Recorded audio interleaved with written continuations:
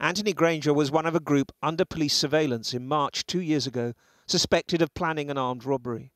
The car he was in was forced to stop, and one officer fired one shot through the car windscreen, hitting the 36-year-old father in the chest. A search of the vehicle later found no weapons. Today, Greater Manchester Police was informed it will be prosecuted for what happened, but not the individual officer.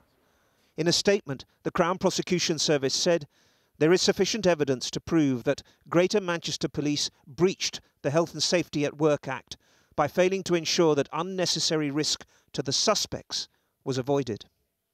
Mr. Grainger's partner described the decision as an insult.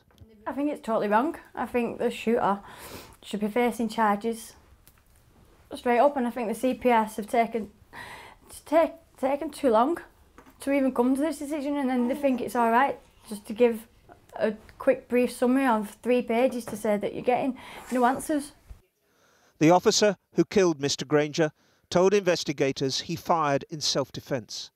The CPS said it had considered murder, manslaughter or misconduct in public office, but felt a jury would more likely than not acquit.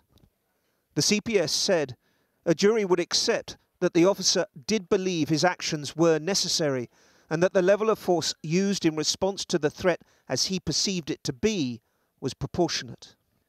Instead, it will be the Chief Constable, Sir Peter Fahey, in the dock, as head of the force, to answer the charge that there were serious deficiencies in the planning of that fatal operation. But that's little comfort to the Grainger family. We're going to try and challenge the CPS decision and then take it to the coroner's court and do what we can and just keep trying, because it can't be a final answer. The Stockwell shooting of Jean-Charles de Menezes back in 2005 was the last time a police force was prosecuted under health and safety rules for killing someone.